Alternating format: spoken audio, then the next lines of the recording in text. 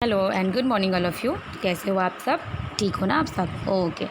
आज हम पढ़ रहे हैं क्लास 7 की पारिजात हिंदी की बुक। ठीक है, क्लास 7 की हिंदी की बुक पढ़ रहे हैं। हमारा चैप्टर 6 जो है कंप्लीट हो गया था, है ना।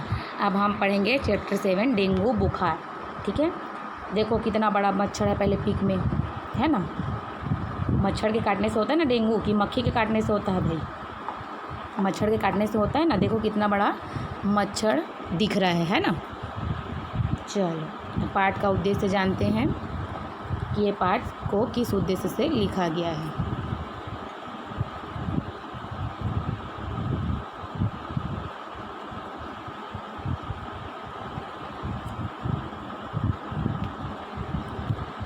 सेहत संभाल, स्वच्छता पर बल और जागरूकता।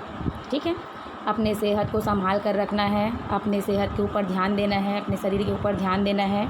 स्वच्छता पर भी इसमें बल दिया गया है कि आपको हर जगह को क्या है, साफ़ सुथरा अपने घर के आसपास को रखना चाहिए ऐसा करके। और जागरूकता, लोगों में जागरूकता की कमी होती है, जानकारी की कमी होती है कि है ना मच्छर पनपेंगे, मच्छर कैसे पनपेंगे, मच्छर पनपेंगे तो क्या होगा। तो इसी के लिए इस पाठ को लिखने का उद्देश्य यही है कि अपने सेहत के साथ आदमी खिलवाड़ ना करे, स्वच्छता पर ध्यान दें और जागरूक होए। ठीक है, चलिए पाठ में प्रवेश करते हैं। कुछ बीमारियां इस प्रकार की होती हैं कि यदि उनके लक्षणों और कारणों की पूर्व जानकारी हो तो उनसे बचा जा सकता है। डेंगू बुखार उनमें से एक है। पाठ में डेंगू के लक्षण बताकर उसे सचेत किया गया है। ठीक है, डेंगू बुखार पाठ का नाम ही है जैसे, तो ये कई बीमारियां इस प्रकार की होती है कि उनके लक्षण और कारणों की पूर्व जानकारी पहले से हमको जानकारी होनी चाहिए कि किस जगह पे मच्छर पनपेंगे, किस मच्छर के काटने से हमको क्या होगा, है ना। जैसे मच्छर के काटने से मलेरिया भी होता है ना, तो हमको मच्छर को पनपने से रोकने का ही हमको पहले उपाय करना चाहिए। ठीक है, तो हम उसको कैसे करेंगे? जब हमको ये पता होगा, हमको पहले से ये पता होगा कि डेंगू बुखार जो है कैसे होगा, किसके काटने से होगा, तब तो हम उसकी रोकथाम करेंगे ना। तो बस इसी के लिए है कि अगर हमको पहले जानकारी होगी तो उनसे बचा जा सकता है। और डेंगू बुखार जो है क्या है, उन बीमारियों में से एक है। इसमें डेंगू के लक्षण को बताकर क्या है, लोगों को सचेत रहने के लिए कहा गया है। ठीक है, चलिए पढ़ते हैं। सीरीज आज भी अनुपस्थित है। ठीक है, आप लोग आते हो ना स्कूल, जैसे डेली आते हो आप लोग स्कूल, तो कोई जैसे आता नहीं है उसको हम लोग क्या बोलते हैं? अनुपस्थित है। उपस्थित नहीं है, स्कूल नहीं आया है, उसको अनुपस्थित कहा जाता है ना। सीरीज आज भी अनुपस्थित है। गौतम ने कहा वह तो एक दिन भी क्लास मिस नहीं करता।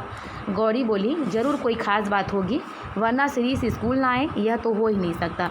सीरीज एक ऐसा बालक है, ऐसा विद्यार्थी है कि जो कभी भी स्कूल मिस नहीं करता है, हमेशा स्कूल में आते रहता है ना। हमेशा स्कूल आता है, कभी भी क्लास मिस नहीं करता है।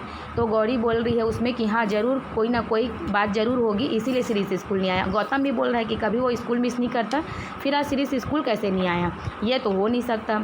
बच्चों में सीरीज की अनुपस्थिति को लेकर उभरी चिंता देखते हुए कक्षा अध्यापिका ने हाजिरी लेने के बाद बताया सीरीज अभी 15-20 दिन तक विद्यालय नहीं आ सकता। ठीक है, बच्चों में गिरीश की अनुपस्थिति को लेकर क्या हुआ, चिंता हुआ। बच्चे चिंतित होने लगे कि वो तो एक भी दिन क्लास मिस नहीं करता, फिर कैसे स्कूल नहीं आया, है ना। कोई ज़रूर ख़ास बात होगी तभी वो स्कूल नहीं आया। तो अध्यापिका ने हाजिरी लेने के बाद बताया, अपना हाजिरी किसको बोलते हैं, जो हम लोग रजिस्टर में ये लेते हैं ना अटेंडेंस, उसको हाजिरी बोला जाता है। ठीक है, आप उपस्थित हो या अनुपस्थित, उसको अटेंडेंस जो बोलते हैं उसी को हाजिरी बोला जाता है। ओके, तो हाजिरी लेने के बाद बताया कि सीरीज अभी जो है 15-20 दिन तक क्या करेगा, विद्यालय नहीं आ सकता। 15-20 दिन ऐसा क्या हुआ मैडम? बच्चे पूछ रहे हैं कि 15-20 दिन ऐसा क्या हो गया मैडम? तो फिर सीरीज़ को बता रही हैं, सीरीज़ को डेंगू बुखार हो गया। कल ही उसके पिताजी प्रधान अध्यापिका को छुट्टी के लिए प्रार्थना पत्र देने आए थे। वे मुझसे भी मिले थे, उन्होंने मुझे सीरीज़ के विषय में जानकारी दी। तो मैम बता रही है कि उसको डेंगू का बुखार हो गया है। उसके पिता जो है प्राचार्य जी के पास आए थे छुट्टी के लिए आवेदन पत्र देने के लिए, और मुझसे भी मिले, उन्होंने मुझे सीरीज़ के विषय के बारे में बताया, उसकी बीमारी के बारे में बताया। ठीक है मैडम, डेंगू बुखार क्या होता है? गौतम ने पूछा। गौतम पूछ रहा है कि मैम डेंगू का बुखार क्या होता है, डेंगू क्यों होता है। फिर आदित्य जो है प्रश्न कर रहा है कि डेंगू क्यों होता है। ठीक है, ये डेंगू बुखार क्या होता है और क्यों होता है। फिर मैम बोल रही बच्चों, ठहरे हुए साफ पानी में पैदा होने वाले मच्छर एडिस इजिप्टी के काटने से डेंगू बुखार हो जाता है। यह मच्छर दिन में काटता है। रक्त में संक्रमण होने से 5 से 6 दिनों के भीतर शरीर पर अपना प्रभाव दिखाना आरंभ कर देता है। ठीक है, डेंगू का मच्छर कहाँ होता है? साफ ठहरे हुए पानी में जो है एडिस इजिप्टी के काटने से डेंगू बुखार हो जाता है। यह मच्छर क्या है, कब काटता है? दिन में काटता है। ठीक है, रक्त में संक्रमण होने से 5-6 दिन के भीतर शरीर पर अपना प्रभाव दिखाना ये आरंभ करता है। ये तुरंत अपना क्या बोलते हैं, प्रभाव नहीं दिखाता है। ठीक है, 5-6 दिन लग जाते हैं इसको अपना असर दिखाने के लिए। मुझे सीरीज़ की बहुत चिंता हो रही है, गौतम ने कहा। गौतम बोल रहा है कि मुझे जो है सीरीज़ की जो है बहुत चिंता हो रही है। गौतम, सीरीज़ को साधारण डेंगू हुआ है, वह ठीक हो जाएगा। फिर मैम बोल रही कि गौतम, सीरीज़ को जो है वो साधारण डेंगू हुआ है, वो क्या हो जाएगा, ठीक हो जाएगा।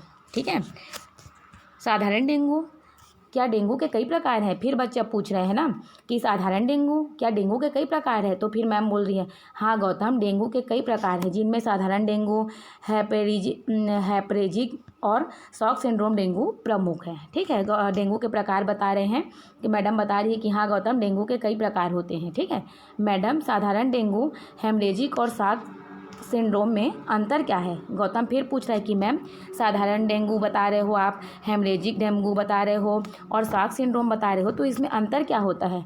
तो फिर मैम बोल रही, गौतम तुम्हारा प्रश्न बहुत अच्छा है। इनमें पाए जाने वाले लक्षणों को देखकर इनके अंदर अंतर को समझा जा सकता है। इनके जो लक्षण होते हैं कि उस मच्छर, कोई भी मच्छर जब काटता है तो जो लक्षण दिखाता है उसी को देखकर क्या करते हैं, ये कौन सा साधारण है कि हेमरेजिक है कि शॉक सिंड्रोम है, इसको कौन सा डेंगू है, इसको हम उसके लक्षणों को देख के, उसके अंतर को देख के हम समझते हैं। ठीक है मैडम, साधारण डेंगू के क्या लक्षण हैं? गौरी पूछ रही कि मैडम, साधारण डेंगू के क्या लक्षण है? तो गौरी, मैम बोल रही है, गौरी, साधारण डेंगू बुखार में अचानक तेज बुखार के साथ सिर दर्द, मांसपेशियों के साथ जोड़ों में दर्द, जोड़ों में तेज खिंचाव और दर्द होता है। मुंह का लार्वा प्रभावित होने से स्वाद खत्म हो जाता है, भूख नहीं लगती, बिना किसी कारण पेट में असहनीय दर्द होता है। तो डेंगू का जो बुखार है साधारण, उसमें क्या क्या बता रहे हैं लक्षण, कि अचानक तेज बुखार के साथ सिर दर्द होता है, मांसपेशियों के साथ जोड़ों में तेज खिंचाव और दर्द होता है, मुंह का लार्वा प्रभावित होने से स्वाद खत्म हो जाता है, भूख नहीं लगती है, बिना किसी कारण के असहनीय पेट दर्द होता है। ठीक है, जो सहन ना कर सके, बर्दाश्त नहीं होता है, ऐसा पेट दर्द होता है।